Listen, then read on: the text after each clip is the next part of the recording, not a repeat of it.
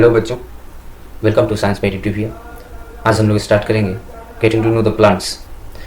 इस चैप्टर में हम लोग ये जानने का प्रयास करेंगे कि प्लांट्स कितने प्रकार के हो सकते हैं, उनके टाइप्स कौन कौन से हो सकते हैं। अच्छा, एक चीज़, पूरे के पूरे सोलर सिस्टम में अर्थ ही एक ऐसा प्लेनेट है जहाँ पर लाइफ एग्जिस्ट करता है ड्यू टू ऑक्सीजन। ऑक्सीजन की वजह से ही हमारे अर्थ पर लिविंग थिंग्स एग्जिस्ट करते हैं, और अर्थ के अलावा और किसी भी प्लेनेट पे लिविंग थिंग्स नहीं एग्जिस्ट करते हैं। इसके अनुसार फिर अगर हम लोग आगे बढ़ते हैं तो हमें टाइप्स ऑफ प्लांट्स के बारे में देखने को मिलेगा। हर्ब्स के बारे में थोड़ा सा डिटेल देख लेते हैं कि हर्ब्स क्या है। हर्ब्स ऐसे प्लांट होते हैं जिनके पास की ग्रीन स्टेम्स होते हैं, और ये यूजुअली छोटे प्लांट्स होते हैं, है ना, छोटे प्लांट्स होते हैं। इनके पास बहुत ज़्यादा ब्रांचेस नहीं होती हैं, एग्जाम्पल के तौर पर देख लें तो बेसिल, मिंट, ऑर्गेनो, etc। ये कुछ एक इनके एग्जाम्पल्स हैं। फिर अब हम लोग बात करते हैं श्रब्स की। जब श्रब्स की बात करते हैं तो श्रब्स ऐसे प्लांट्स होते हैं जो कि हार्ड तो होते हैं, लेकिन इनकी स्टेम्स जो होते हैं पतली होती हैं। स्टेम्स कैसे होती हैं? पतली होती हैं, पतली स्टेम्स होती हैं। और इनके पास जो साइज़ होता है, इनका साइज़ बहुत छोटा छोटा होता है। जैसे अड़हुल का फूल आप लोगों ने देखा होगा, अड़हुल के फूल में देखे होंगे कि आप लोग इसका जो टहनी होता है पतला पतला होता है और हाइट भी छोटा होता है। रोज़, गुलाब देखे होंगे, तो गुलाब में भी आप लोग देखे होंगे कि उनकी टहनियाँ पतली पतली होती हैं और हाइट भी ज़्यादा बड़ा नहीं होता है।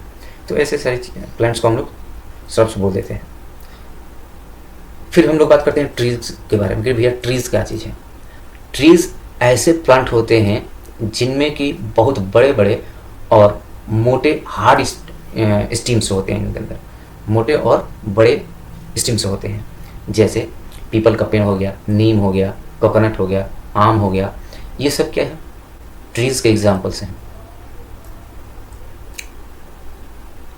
ये देख रहे हैं कोकोनट ट्रीज़। मैंगो को मैंगो आप लोग हमेशा देखते हैं। गर्मी के दिनों में जब आप लोग तोड़ने जाते हैं तो वो पत्थर का यूज़ करना पड़ता है आम को मार के नीचे गिराने के लिए। मोटी मोटी टहनियाँ होती हैं इनकी। पल्लू वगैरह आप लोग तोड़ने जाते हैं तो आप लोग देखते होंगे बहुत ऊंचाई हाइट पे आम का जो लीफ होता है वो हाइट पे होता है। नीम का दातुन आप लोग कर रहे होंगे तो उससे पता चल रहा होगा कि नहीं, जब हम लोग नीम के डंठल को तोड़ते हैं, नीम की टहनियों को तोड़ते हैं दातुन के लिए, तो थोड़ा सा हाइट पे जाना पड़ता है। ये भी स्ट्रॉन्ग होते हैं, मोटे होते हैं और लंबे होते हैं हाइट में। ठीक है, ये सारे कुछ एक एग्जाम्पल्स हैं ट्रीज़ के। इनके अलावा भी कुछ एक प्लांट्स के काइंड्स होते हैं, जैसे क्रीपर्स हो गए। क्रीपर्स ऐसे प्लांट्स होते हैं जो कि बहुत सॉफ्ट और कमज़ोर होते हैं, और कमज़ोर होने के साथ साथ इनकी स्टेम्स जो है हरी भरी होती हैं, और ये ज़्यादातर अगर करके बात करें तो ये ज़मीन के ऊपर, ग्राउंड के ऊपर स्प्रेड हो जाते हैं, फैल जाते हैं। एग्जाम्पल तरबूज और पोटैटो एग्जाम्पल हो जाएंगे इनके। जैसे आप लोग देख सकते हो, जो तरबूज है आपका वाटरमेलन, ज़मीन पे ही, ग्राउंड लेवल पर ही क्या हो गया है? फैल गया है। फिर बात करते हैं क्लाइंबर्स की। क्लाइंबर्स की जब हम लोग बात करते हैं तो इनकी भी टहनियाँ सॉफ्ट होती हैं और कमज़ोर होती हैं। इनके साथ साथ इनके पास एक और क्वालिटी है जो कि ग्राउंड पर, या फिर अगर हम लोग कह दें कि किसी भी ऑब्जेक्ट के ऊपर उसको हेल्प करके उसके ऊपर चढ़ा सकते हैं, वो वहाँ पर क्या हो जाते हैं? फैल जाते हैं। एग्जाम्पल आप देख लें तो पी प्लांट्स या फिर मनी प्लांट्स। मनी प्लांट्स तो कॉमन चीज़ें हैं, आप लोगों के घर में हमेशा कोई ना कोई इसका प्लांटेशन किया हुआ रहता है। फिर बात करते हैं हम लोग मॉस की। जब मॉस की बात करते हैं तो ये नॉन फ्लावरिंग प्लांट है। कैसा प्लांट है? नॉन फ्लावरिंग प्लांट है, और ये डैम्प और बालुई एरियाज़ में पैदा होते हैं। जैसे आप लोग देख लीजिए, ये जो आपको दिख रहा है ये मॉस है। पेड़ में लग जाते हैं, कभी कभी पहाड़ों के ग्राउंड पे लगे हुए रहते हैं, पेड़ों के ग्राउंड पे लगे हुए रहते हैं, इसे हम लोग मॉस कहते हैं। फिर हम लोग बात करेंगे ग्रासेस की।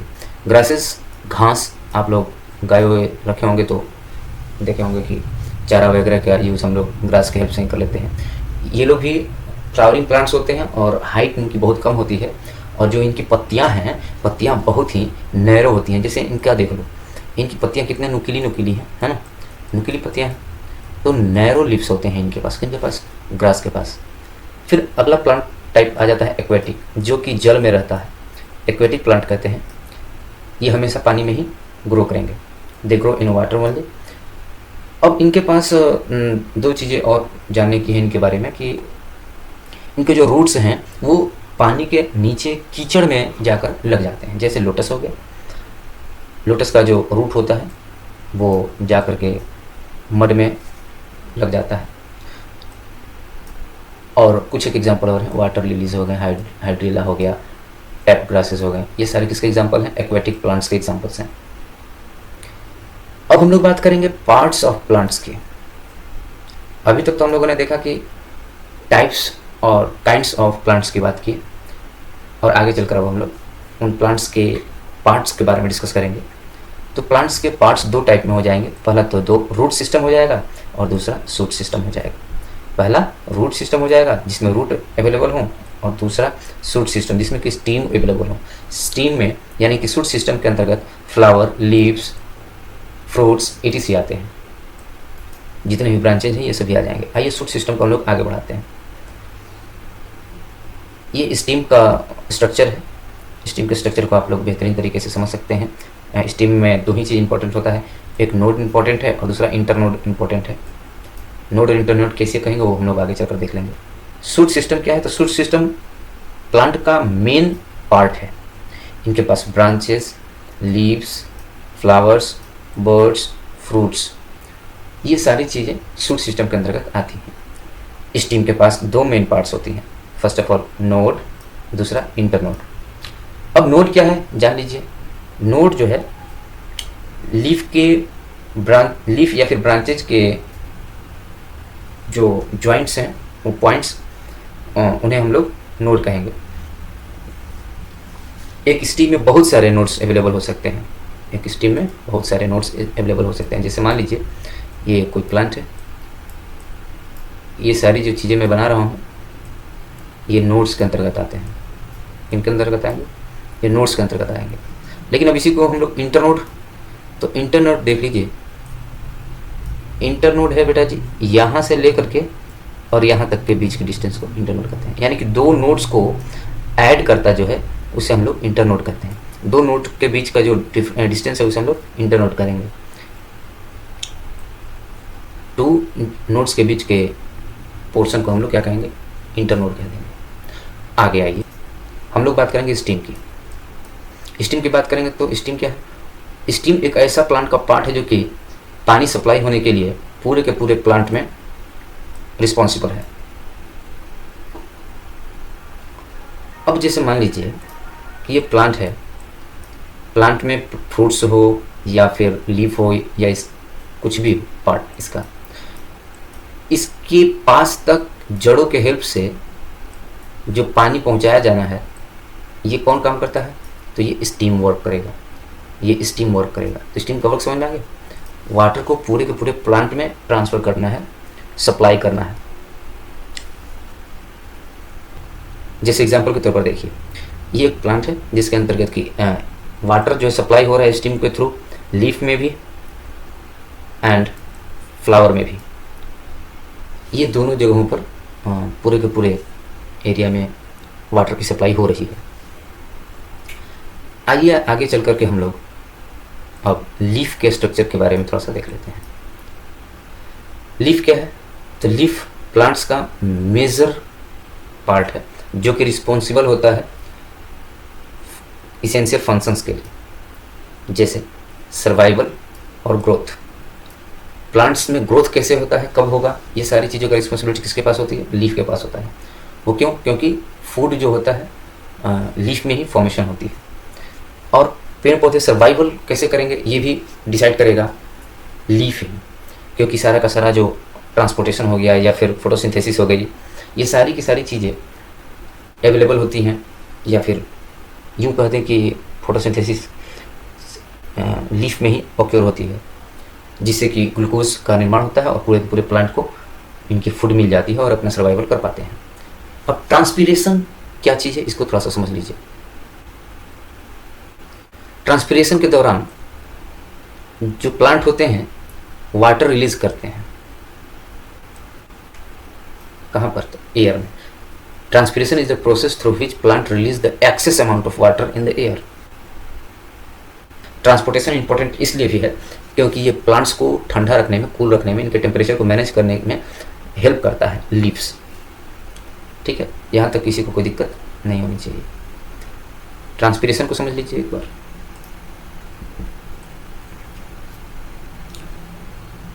वाटर जो है, हमने अभी भी बात किया है कि वाटर जो है लीफ में भी जाएगी स्टीम के थ्रू, और फ्लावर में भी जाएगी, और ब्रांचेज में भी जाएंगी।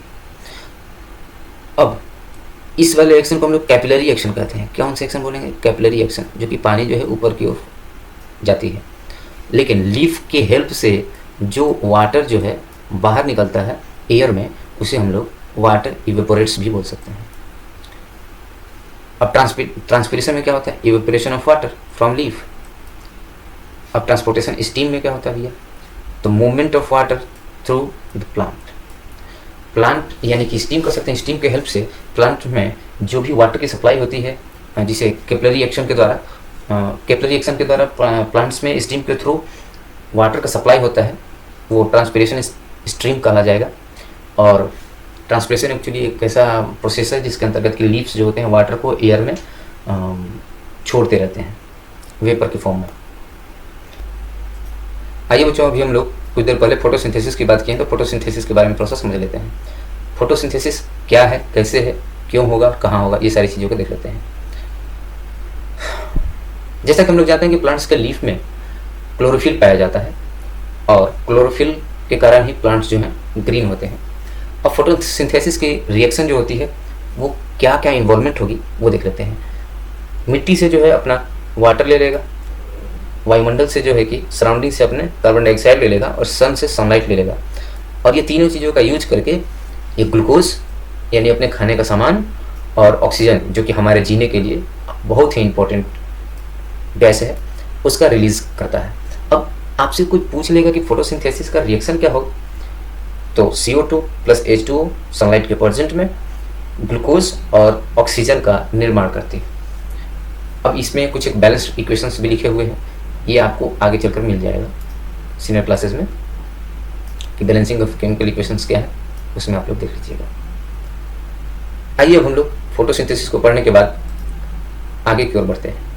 लीफ के मॉडिफिकेशन के बारे में बात करते हैं हम लोग कि कैसे कैसे प्रकार के लीव्स हो सकते हैं। First of all spines, they reduce the surface area of leaf and minimize the loss of water।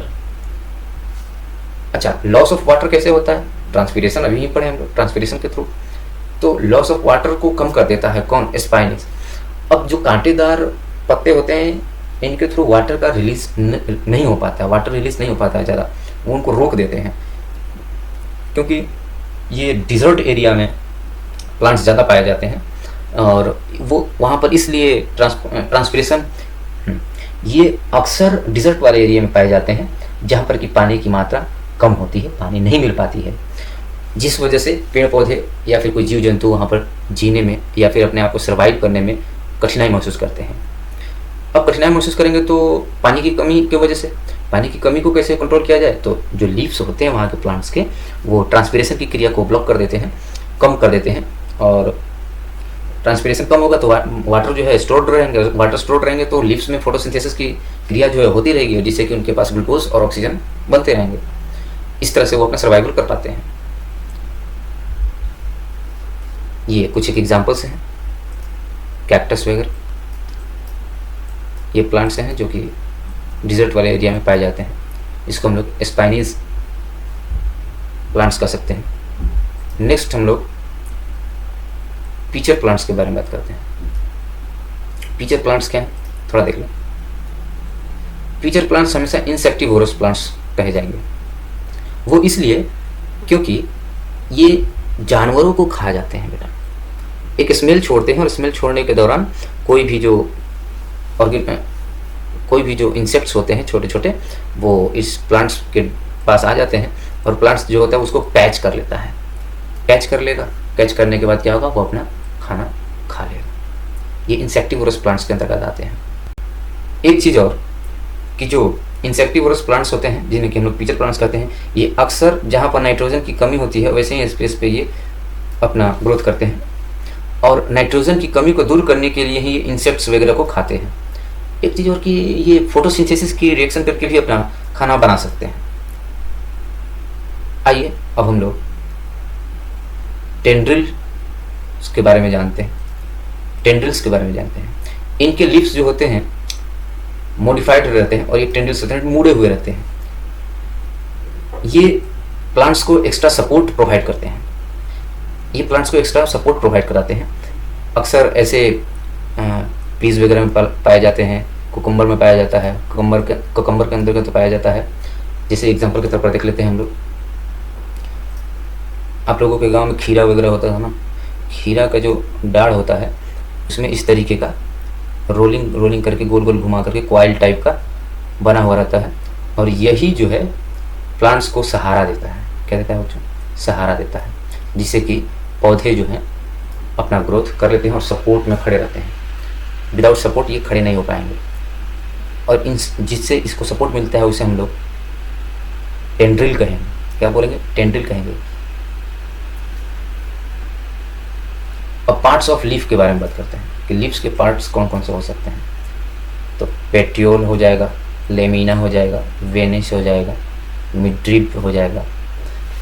यहाँ पर आपके लीफ के पूरा का पूरा पार्ट्स का डिस्क्रिप्शन हम लोग फिगर के थ्रू कर चुके हैं।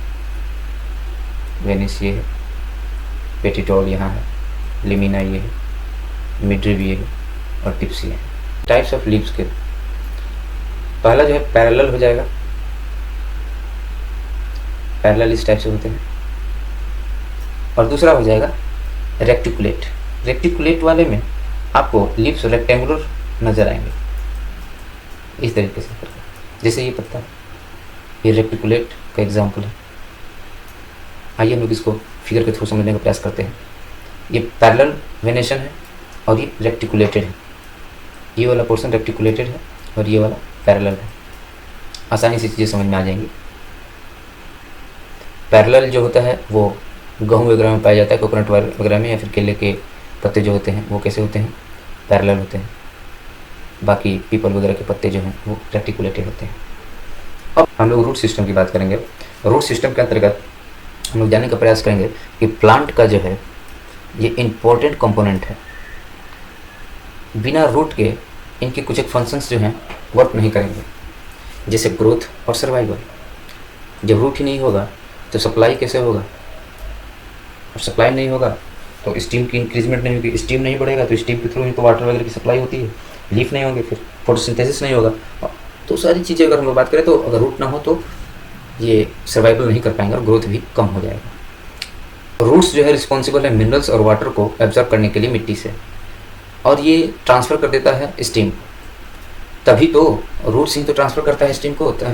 उसी के हेल्प से स्टीम रूट्स के ही हेल्प से पूरा का पूरा प्लांट में स्टीम जो है वाटर और मिनरल्स का सप्लाई कर देता है, जिसके की हेल्प से फोटोसिंथेसिस की रिएक्शंस हो पाती हैं और ऑक्सीजन हम लोगों के लिए निकलता है, एनिमल्स के लिए, लिविंग थिंग्स के लिए, और प्लांट्स वगैरह के लिए उनका खुद का ग्लूकोज यानी कि उनके लिए खुद का फूड बन जाता है। टाइप्स ऑफ रूट में रूट्स 2 टाइप्स हो जाते हैं, tap root and fibrous root. इनको हम लोग एग्जाम्पल के थ्रू में समझते हैं। टैप रूट जो है प्राइमरी ग्रोथ करते हैं, ये लॉन्गर, ये स्टार्टिंग में सबसे लंबे चले जाते हैं। जैसे देखिए इसका ये जो पोर्शन है ना, ये बहुत लंबा चला गया है, ये टैप रूट का एग्जाम्पल है। लेकिन फाइब्रस रूट एकदम से एक दूसरे से मिक्स्ड होते हैं, एक ही स्पेस से निकले हुए रहते हैं, अलग अलग प्रकार से निकले हुए रहते हैं। इन्हें हम लोग फाइब्रस रूट बोलेंगे। आइए हम लोग अब स्ट्रक्चर ऑफ फ्लावर की बात करते हैं। स्ट्रक्चर ऑफ फ्लावर के अंतर्गत हम लोग देखेंगे इनके पार्ट्स। सेपल्स क्या होते हैं भाई? तो ये आउटर मोस्ट पार्ट होता है जो कि कलर में ग्रीन होता है और ये फ्लावर को प्रोटेक्ट करता है। पेटल्स का वर्क क्या है? पेटल्स कलरफुल हो सकते हैं या फिर वाइट कलर के भी हो जाते हैं। इनके शेप में अंतर हो सकता है, इनके साइज में भी बड़ा छोटा हो सकते हैं। ये इंसेक्ट्स को अपनी तरफ अट्रैक्ट करते हैं, दे अट्रैक्ट इंसेक्ट्स टुवर्ड्स। स्टीमेन का वर्क जो है वो है रिप्रोडक्शन करना। ये मेल रिप्रोडक्टिव पार्ट है। अगर फ्लावर का मेल रिप्रोडक्टिव पार्ट कहा जाए तो क्या है, स्टीमेन है, ध्यान रखिएगा। एंथर की बात करें तो सैक लाइक स्ट्रक्चर होता है जिनके अंतर्गत की पोलन ग्रेन पाया जाता है। क्या पाया जाता है, पोलन ग्रेन होता है इसके अंतर्गत। फिलामेंट जो है, फिलामेंट सिलेंडर लाइक स्ट्रक्चर होता है। फिर हम लोग बात करेंगे कार्पेल की बात करेंगे। कार्पेल जो होता है फीमेल रिप्रोडक्टिव ऑर्गन होता है। अच्छा, आपसे अगर यहाँ पर कोई पूछ ले कि मेल रिप्रोडक्टिव पार्ट कौन सा है, ध्यान रखिएगा स्टीमेन जो है मेल रिप्रोडक्टिव पार्ट है और कार्पेल जो है फीमेल रिप्रोडक्टिव पार्ट है। अब स्टिग्मा की बात कर ले। स्टिग्मा जो है अपर मोस्ट पार्ट है जिनका कि स्ट्रक्चर जो है ब्रश के टाइप का होता है। फिर स्टाइल के बारे में बात कर दें। स्टाइल तो मिडिल ट्यूब होता है, ये मिडिल ट्यूब होता है। स्टाइल क्या होता है, मिडिल ट्यूब लाइक पार्ट होता है। ओवरी, ओवरी की बात कर ले तो ये लोअर स्लोएन पोर्शन होता है जिनके पास की ओव्यूल प्रेजेंट होता है। ओवरी जो होता है फ्रूट्स को बनाता है एंड एव्यूल जो है सीड्स को बनाता है। ये डिफरेंस याद रखिएगा। ओवरी जो है फ्रूट्स बनाता है, फ्रूट्स कहाँ से बनता है, ओवरी से बनता है, जबकि सीड्स का निर्माण जो है, सीड्स का बनना जो है ओव्यूल के अंदर होता है। थैलेमस की बात कर लें। थैलेमस के अंतर्गत ये फूला हुआ पार्ट होता है। सबसे फूल के सबसे नीचे वाले पार्ट में ये फूला हुआ पोर्शन होता है जिससे कि सब फ्लावर के सभी पार्ट्स अटैच्ड हुए रहते हैं। पेडिसेल के बारे में बात करते हैं। पेडिसेल क्या है, तो ये स्टॉक ऑफ फ्लावर होता है, ये स्टॉक ऑफ फ्लावर होता है। पेडिसेट क्या होता है, पेडिसेट स्टॉक ऑफ फ्लावर होता है।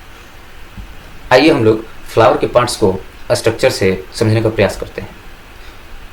ये जो चौड़ा वाला हिस्सा है इसे हम लोग पेटल्स कहते हैं। क्या कहते हैं बच्चों, पेटल्स कहेंगे। और ये फ्लावर के सबसे ऊपर वाले पोर्शन को हम लोग स्टिग्मा बोल देते हैं।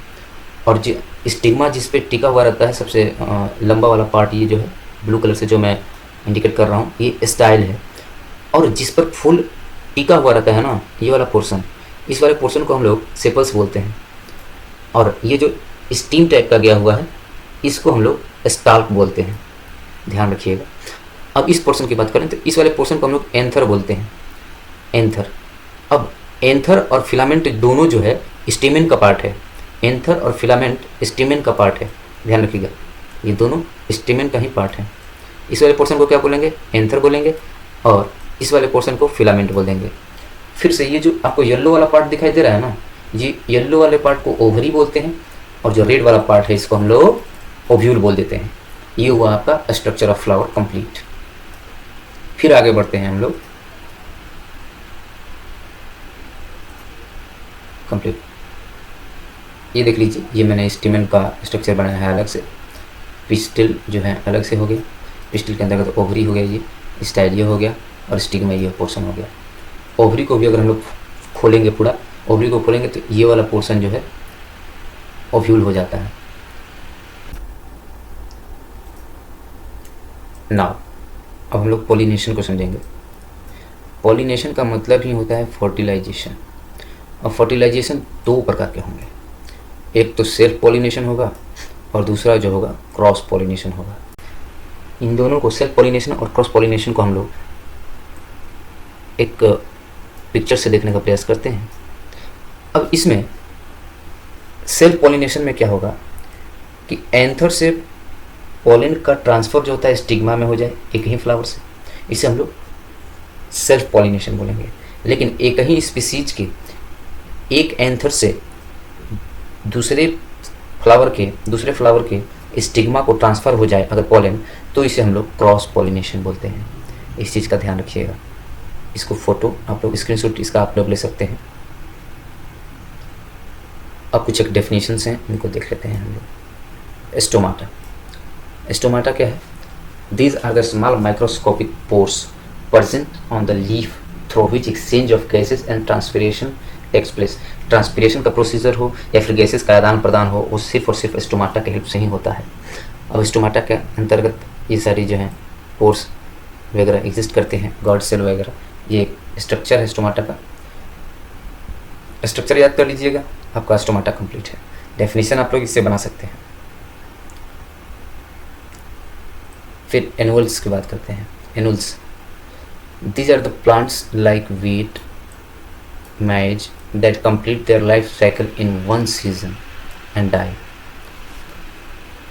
एनिमल्स जो होते हैं यूजुअली हर्ब्स होते हैं, जैसे कि गेहूँ जो है ये एक ही सीज़न में होते हैं और एक सीज़न के बाद में इनका समापन हो जाता है, ये मर जाते हैं, ये अपना लाइफ साइकिल पूरा का पूरा कंप्लीट कर लेते हैं। ये कुछ एक एग्जांपल्स हैं। अब डेनियल्स की बात करते हैं, जैसे कि मूली और गाजर हो गए। मूली और गाजर में ये एक ऐसे प्लांट्स के अंतर्गत आते हैं जो कि जर्मिनेशन तो करते हैं लेकिन अपना लाइफ साइकिल जो है 1 साल से अधिक तक रखते हैं, लेकिन 2 साल से कम ही दिन तक जीवित रहते हैं। ये अपना 2 सीज़न तक लाइफ साइकिल को रख सकते हैं, प्रोवाइड कर सकते हैं। मैंगो भी आ जाता है इसके अंतर्गत।